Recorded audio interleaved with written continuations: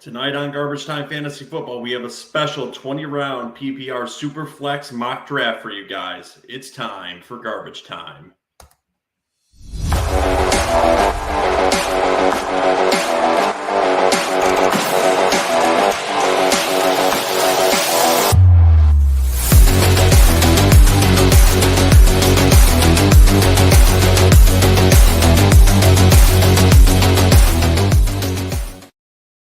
Guys, welcome into Garbage Time Fantasy Football. Tonight we have a special recorded episode for the Heckling Fandom. It is just me, Joe, tonight, and we have some special announcements with our drafts coming up this week. This week is our auction draft coming up on Sunday, where we will give you a nice review of our league breakdown.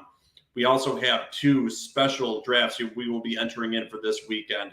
The first one is the BDG3 Superflex 20-round mock draft that I'm going to be doing for you guys tonight, and then we will be in the draft live at 6 p.m. next weekend, and we're going to be bringing it live to you guys from 6 p.m. to see how far we get into that draft. But interestingly enough, we also have our auction draft at 7:15, so we'll give you a laydown of how far we get into the BDG3 draft, and then we'll jump over to our auction draft, and if we didn't finish out the BDG3 draft by then, we'll give you a laydown of the rest of our roster after.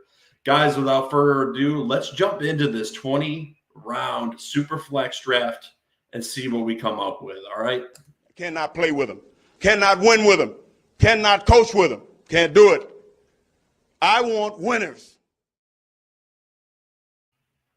So following this draft too, the following Wednesday, we are in the Megalabowl on that Wednesday, where all of us will live stream in and we will take the advice of each other's companionship and then bring it to the Heckling Fandom to see how we do in the Megalabowl too. So that'll be interesting to do and bring to the Heckling Fandom. Guys, if you like what you hear on Garbage Time Fantasy Football, make sure to like and subscribe to the video down below. Feel free to leave your comments, scream, and yell at us at www.garbagetimeff.com, where you can leave voicemails if you absolutely hate the picks that I make tonight in this mock draft, or the picks that we make in the BDG3 Bowl this weekend. Without further ado, let's get into this mock draft and see where it leads us on this journey. So starting this mock draft off, I am starting from the 4-position, 12-person Superflex. So this is going to bring a great importance to the quarterbacks early, and we'll see where that leads us down the road. So going off first in this mock draft is Justin Herbert, Cooper Kupp, and Josh Allen.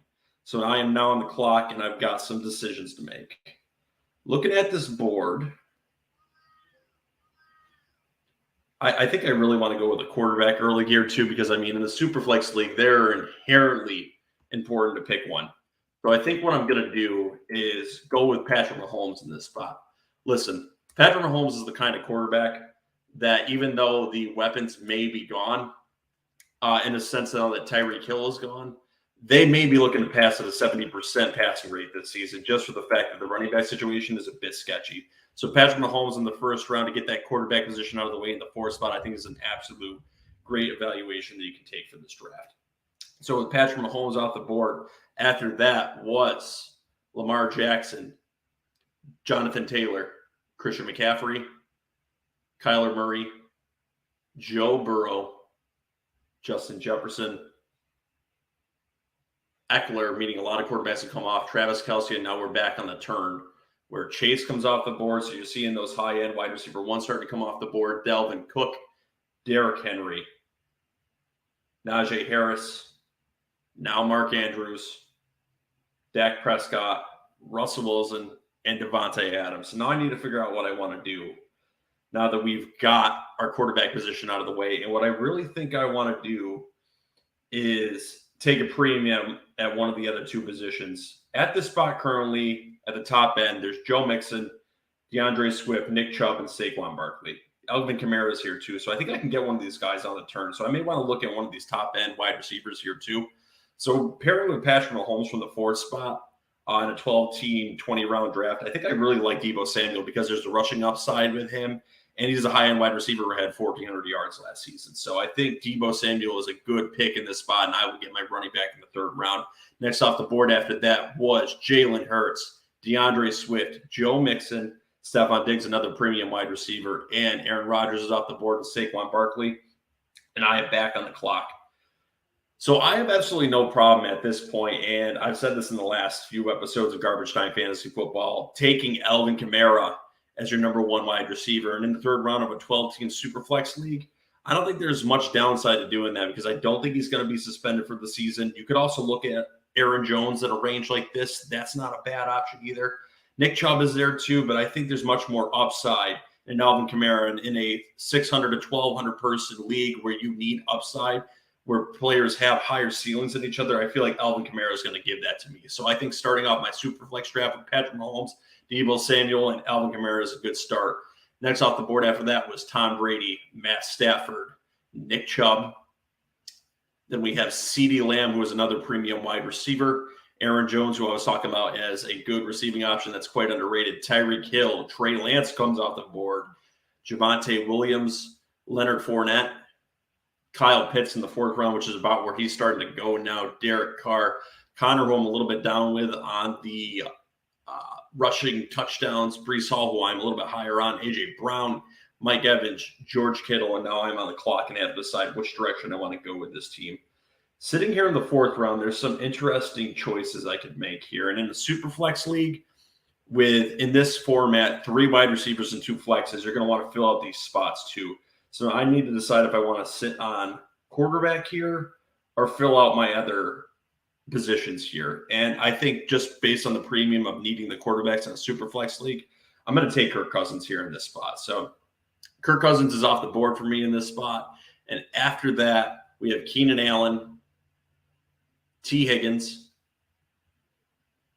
Ezekiel Elliot. So about the range where he's going as a running back. So if you really punt on the position there, you can take him in that spot and potentially get another running back in a 12-person league, such as a Travis Etienne. Maybe he'll fall to the 5th round. Antonio Gibson, who I am very far off on anymore, and David Montgomery. And this squarely puts me back on the clock. So now I'm trying to look at the value of what's here at this position. And Michael Pittman staring at me in the 5th round, I think is an excellent value because he's someone that could potentially be also a wide receiver 1, and getting a wide receiver 1 in the 5th round is absolutely essential to be successful, and especially in a tournament where there's so many players who are going to have a different variety of teams. So you want to look for that upside. So I think Michael Pittman here in the 5th round is absolutely great value. Next off the board after that is Cam Akers, DK Metcalf, Jalen Waddle, Deontay Johnson, Tua Tagovailoa as the second quarterback on Team 9, Darren Waller, J.K. Dobbins, Justin Fields, Terry McLaurin, Mike Williams, Jerry Jeudy, Schultz, Moore, T.J. Hawkinson, Brown, Jacobs, and this puts me on the clock in the 6th round. Being in the 6th round in this spot, I think I'm going to want to start looking at potentially the wide receivers and the tight ends in this spot. I think there's still some decent options here at the tight end position, so I'm going to go slink back, I think, to the wide receiver position here. And, I mean, Cortland Sutton's staring me right in the face. And while I'm not a giant fan of Cortland Sutton, there's people that have talked about him potentially being the number 1 wide receiver for Russell Wilson this year. Cooper's there, not so high on Cooper. Brandon Cooks is highly underrated too. But let's go with the young upside here. And I'm going to take Cortland Sutton, I think, in the 6th round of the 6'9", which is a good value. Rounding out after Cortland Sutton is Mitchell from San Francisco. Trevor Lawrence as a second QB for Team 2. Brandon Cooks, who I just discussed in this spot. Matt Ryan, A.J. Dillon, Cooper, and I am back on the clock. And I think this is where I'm going to go to select my tight end. And listen, I haven't beaten the drum about picking a tight end in a high-volume offense. And there wasn't much more for high-volume offenses than the Buffalo Bills last year. I loved the upside of this player, and I think he's going to be in for a lot of touchdowns again this year. Give me Dawson Knox here in the 7th round.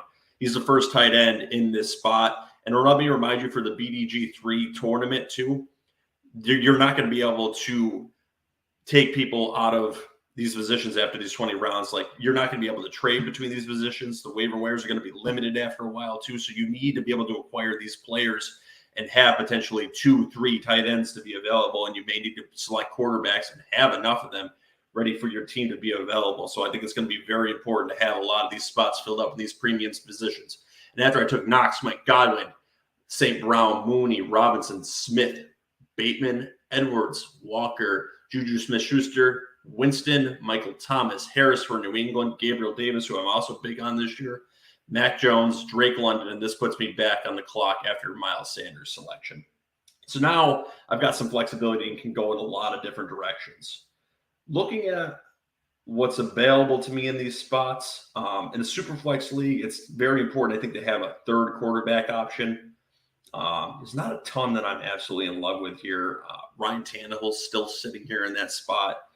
Looking at the running back spots, Tony Pollard, Kareem Hunt, Cordell Patterson are still here. I think there's a little bit more value later on at the running back spot, though I'm going to look to avoid that spot. I could take Hunter Renfrow, Elijah Moore, DeAndre Hopkins in this spot. And I really like Elijah Moore in this spot, so I think that's what I'm going to select here. Listen, he could be the Jets' #1 QB this year. I think he'll show out whether it's Joe Flacco in week 1 or 2, or we see Wilson back. I really like him, and he's really showing out in training camp. So the upside with him is there. So I'm going to look to take Elijah Moore in that spot in the 8th round. Off the board after that was Zach Ertz, Dallas Goedert, Treylon Burks, Tony Pollard, DeAndre Hopkins, who is suspended, and Hunter Renfrow. And this puts me back on the clock. So as I was saying, there is not a ton of options for your QB3 at this point. So I really have to kind of consider it. And at these current spots I think in the 9th round, I'm still going to fade this. So I'm going to go back to the well here, I think, and select. Give me one moment. It appears my draft board is messing up. But no problem. We just fixed that. So Ryan Tannehill is kind of staring me straight back in the face. Ayuk's potentially someone I could take here. Olave. Or I could really maybe stack some of these players together.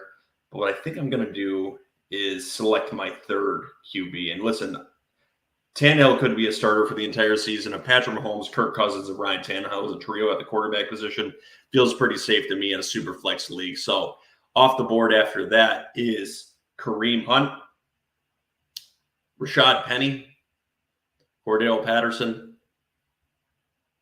Deshaun Watson, Adam Thielen, Zach Wilson, Brandon Ayuk, Chase Edmonds, Singletary, Christian Kirk, James Cook, Garrett Wilson, Rashad Stevens, who is a great value in the 10th round. We have Mike Gesicki, Tyler Lockett, Chris Olave, and this puts me back on the clock.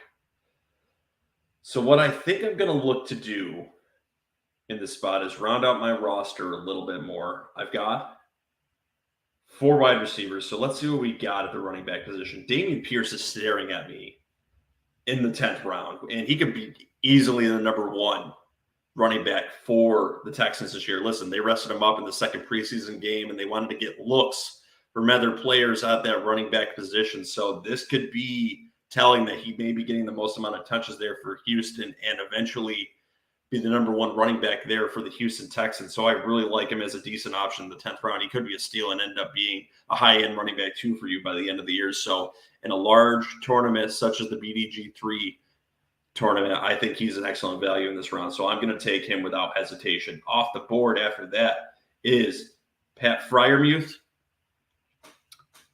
Melvin Gordon, Alan Lazard.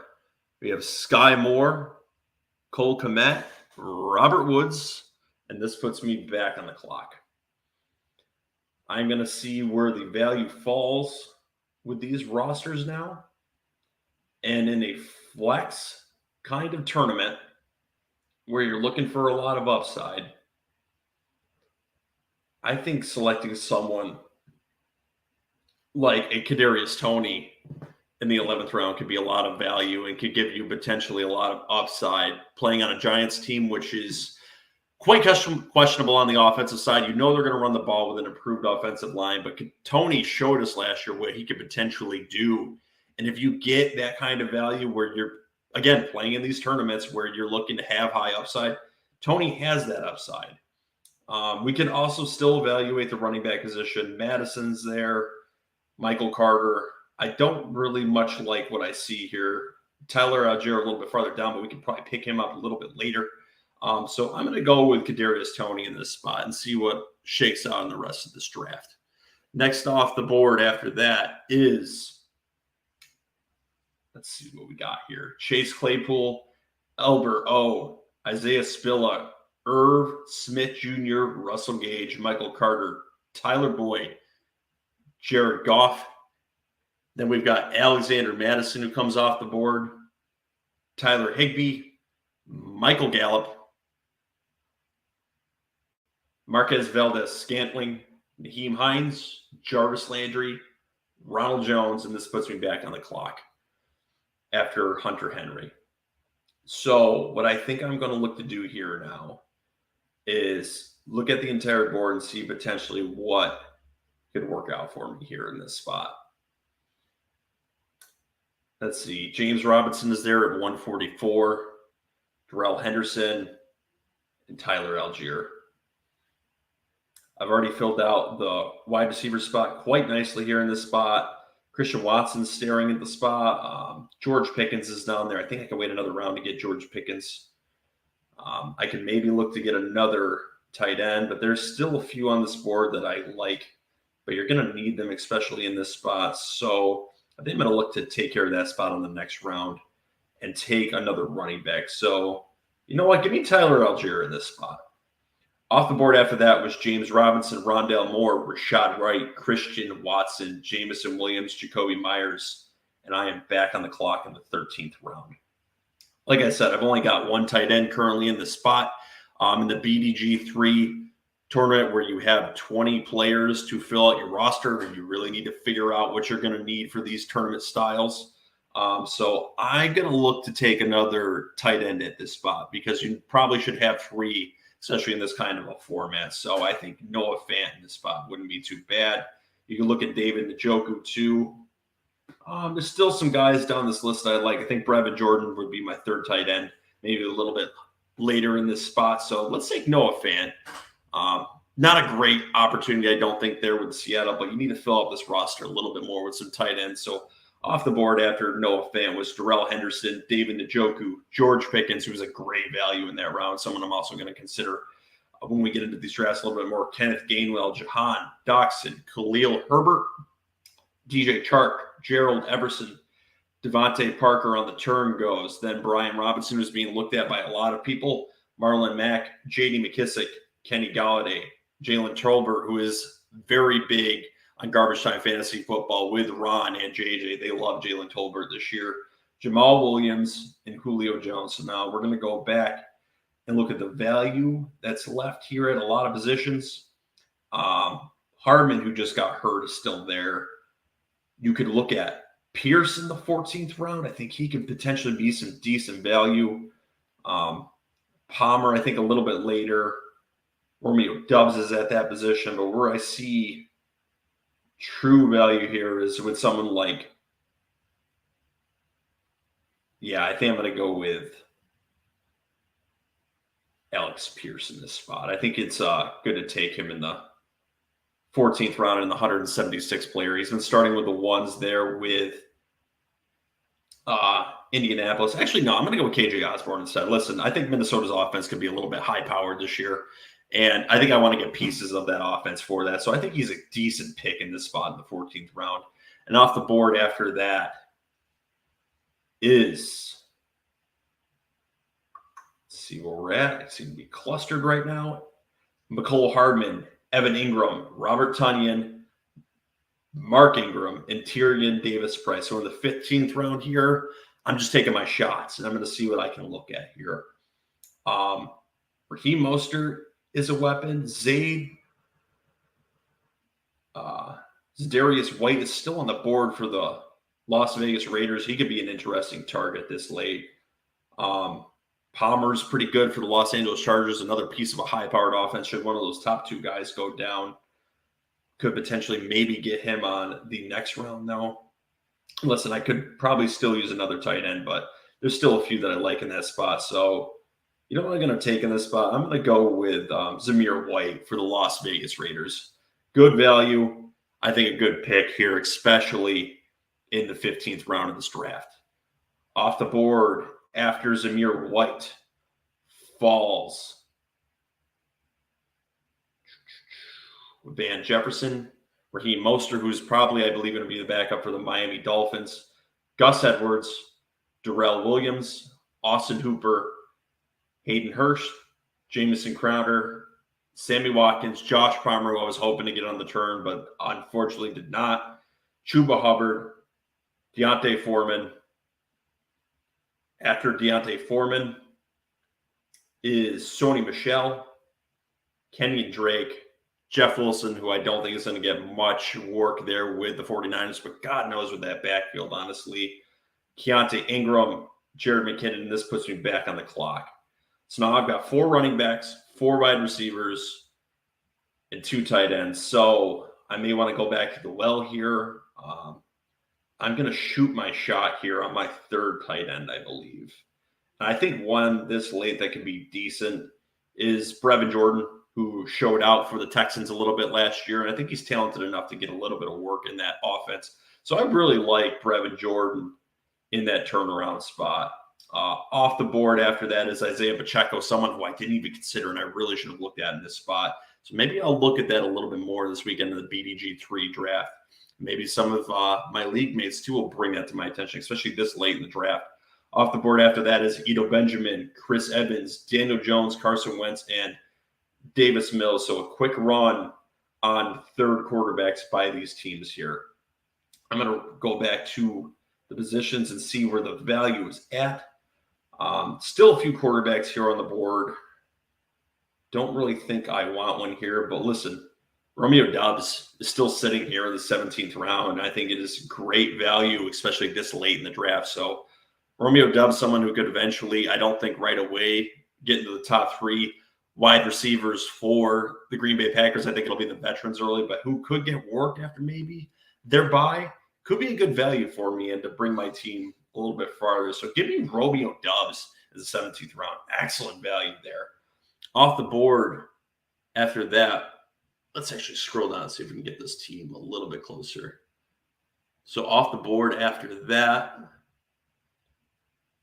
after Romeo Doubs, was Marcus Mariota, Baker Mayfield, Mitch Trubisky, Kenny Pickett, Jimmy G, Odell Beckham, Isaiah McKenzie, which kind of sucks. That was the next player I was looking at. I think he could be playing in the slot with the Buffalo Bills this year.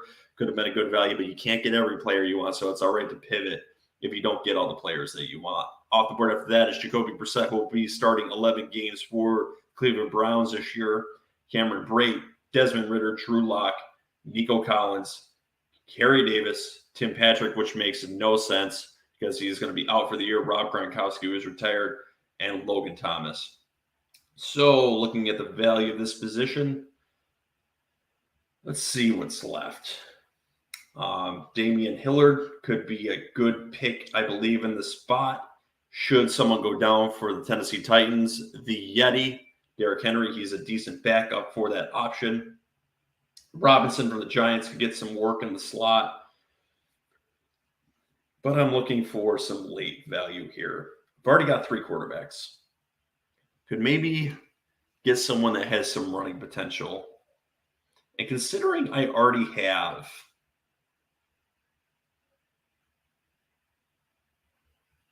Ryan Tannehill, I'm going to take his backup. Listen, Malik Willis, while raw, has running ability, and if he takes over for Marcus Mariota, he could be a good fantasy quarterback just based on the ability that he could run this year. So you know what? Give me Malik Willis this late in the draft. I think that could be a good move here, especially in the 17th round. We're now entering round 18, where after that, Curtis Samuel goes off the board, Paris Campbell, and KJ Hamler. So I am squarely now back on the clock and looking for value should someone go down. I think there is some value, and I think I'm going to select Mike Davis here in this spot. Should the Baltimore backfield now work out with so many players coming back from ACL injuries, Mike Davis could be a good value and get some work. Off the board after that was Geno Smith, David Bell, AJ Green, Marvin Jones, Kendrick Bourne, Devin Duvernay, Moali Cox, Laviska Shenault, Trey McBride, Taysom Hill, which should not be selected in any draft at this point. He's not going to do anything in fantasy football this year. Samaje Perine, who, again, at this point in the draft, should Joe Mixon go down, could be a good, decent value. Daniel Bellinger, William Fuller, Kyle Rudolph, Dearness Johnson, and Zay Jones. So now I've reached the point of my draft where I'm selecting the last player that I need. This league is heavily influenced by the wide receiver position for the fact that you're starting 3 wide receivers and 2 flexes, so you can throw them in a lot of spots. You can also throw them, I guess, in the super flex spot if you're just absolutely desperate and needed to. But I'm not looking to do that. So what I think I'm going to do is scroll down here, and I need to find someone who I can take a shot on. And taking a shot on someone in this spot, not a lot of stuff I like in the 20th round. Thornton's hurt too. I mean, Randall Cobb's still there. Not a ton I like at the running back position. You know what? I'm always been heavy on the running back position. You can always play 2 of them in the flex. But like I said, there's 3 wide receivers. Damn, this is tough, especially for the last pick of your draft. You know what? Let's go with Velus Jones here in the 20th round. He could work himself into the starting lineup for the Chicago Bears. I think it's a good, decent shot here, too. Off the board after that, too, was Terrence Marshall, Cade Otton, and Sam Darnold. So, garbage time fantasy football. Let me give you a laydown of what I did in my fantasy mock draft and what I like and what I don't like about this 20-person team. So, starting from the 4th position, I started this draft with Patrick Mahomes. Yes, he is missing Tyreek Hill this year, but he is still Patrick Mahomes, who's got a plethora of wide receiver weapons to throw to this year. I mean, he's got Sky Moore. Juju's not going to be bad. Just tons of weapons. Another receiver they signed to 3 years. He's going to find ways to get all these guys the ball, and the passing volume of that offense could be just great this year. In my 2nd round, I took Deebo Samuel, who's got the nice rush upside, has a new contract, and based on that contract, he gets paid more if he ends up getting into the end zone and ends up rushing a little bit more. So he's got that rushing upside. He's got the upside to have 1,400 yards in the season. So it's going to be different with Trey Lance there, but I think with him in the 2nd round, that's a good evaluation. Alvin Kamara, I am now comfortable taking him as my first running back in the 3rd round. I think that's decent value here. Kirk Cousins as my 2nd QB in the Superflex League, I think is excellent considering he's going to be having a new head coach who kind of is going to be his quasi-offensive coordinator, bringing in the Rams offense. So maybe we can see that kind of Matt Stafford jump from Kirk Cousins this year. Always overlooked. Always overlooked. After that, I've got Michael Pittman, number 1 wide receiver upside, and an offense that I think is going to be quite good with Matt Ryan at the helm. I think people are underrating that. Cortland Sutton, who could be the number 1 wide receiver for Russell Wilson this year. I've got Dawson Knox for the Buffalo Bills. Again, this is a tight end and a high-powered offense who is going to be very touchdown dependent. There's a lot of weapons there, but he showed he could be touchdown dependent when there was a lot of weapons there last year. So why not take the shot at him in this round anyway? Then I took Elijah Moore, who could be the number 1 wide receiver for the Jets in the 8th round. One of my favorite values here and my homer pick for this upcoming draft. Off the board after that, I took a 3rd QB because you're going to need a 3rd QB in a 2-quarterback league, also known as the Superflex League. So Ryan Tannehill here, I think it's pretty decent value. So let's look to see if that ends up working out for us. Then in the 10th round, I took Dameon Pierce because I think Dameon Pierce could be the number 1 running back for the Texans. All the reports out there and the way he performed in that first preseason game are alluding to that. There is not one thing that Dameon Pierce doesn't do at least well. He is not bad at any one facet of football, and he didn't have the volume while he was at Florida, but he is going to get that volume with the Texans, and he's going to be an excellent value, especially for you late in drafts. Then I took a shot on Kadarius Toney because he's still got that wide receiver 1 upside. We only saw it in 1 or 2 games last year, but hey, in tournaments, you want to take those chances on high upside players, so why not? In the 12th round, I went with someone who I don't think has a very high ceiling, but could get work on 1st and 2nd down with Tyler Algier. So I think a decent pick here. I went with my 2nd tight end, Noah Fant, in the 13th round. there's some decent weapons there on the outside. Don't like the quarterback situation there, but no offense, been all right for fantasy football. And taking him as your second tight end, not the worst thing in the world. Then I went with KJ Osborne. Should there be an injury to one of those top 2 wide receivers on that team, Justin Jefferson or Adam Thielen, who has been getting talked up the last few weeks as a potential high red zone target, KJ Osborne could be in for some work.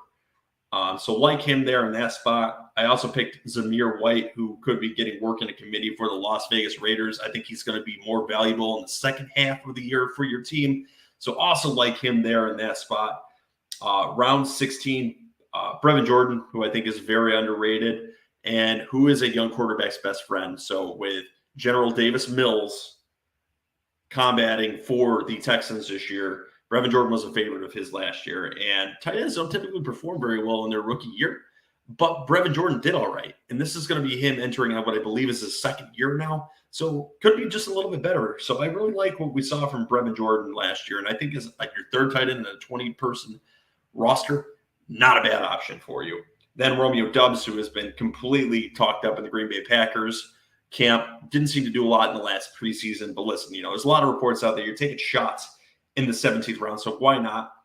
Then I took Malik Willis in the 18th round as my 4th quarterback. I handcuffed him to Ryan Tannehill should he end up taking over that job. Great rushing upside. The passing game needs a little bit of work, but he could be a decent fantasy football option for you in the second half of the year if you're not really able to take players off the waiver wires in a tournament such as this.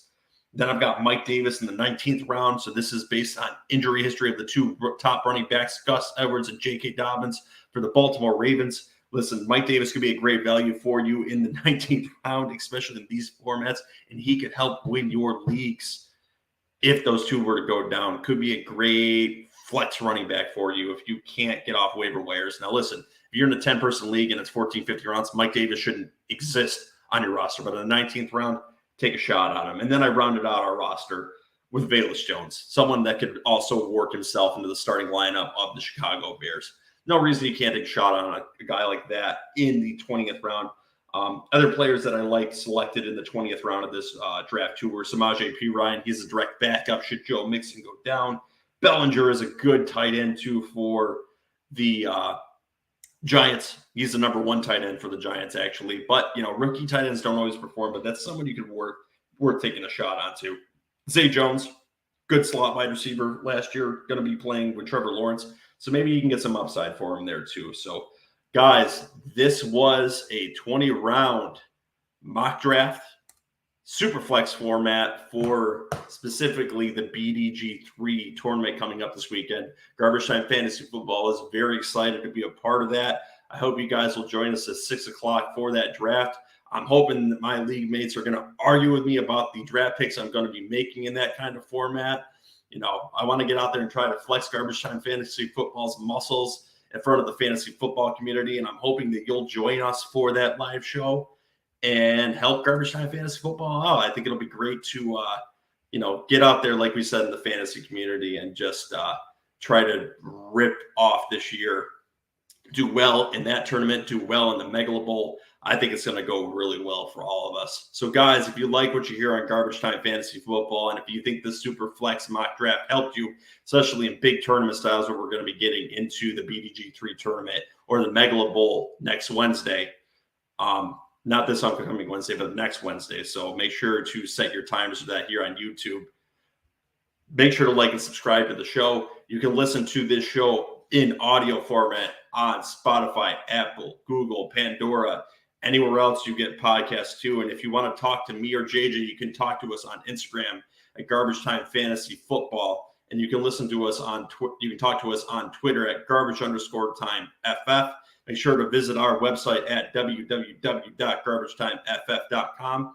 Make sure to leave us questions on Twitter. We will play them on our live shows. I hope that this tournament is going to be good for us. I hope that this episode is going to be informative to any of your guys' upcoming mock drafts and your live drafts.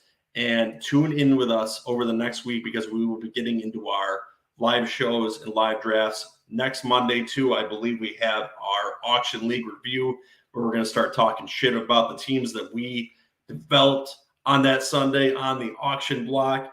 argue about what was good, what is bad about each other's teams. It's going to be a good time, guys. So make sure to join the Heckling Fandom, and we hope you guys have a great night. Join us for our live episode on Tuesday or Wednesday. Have a great night, guys.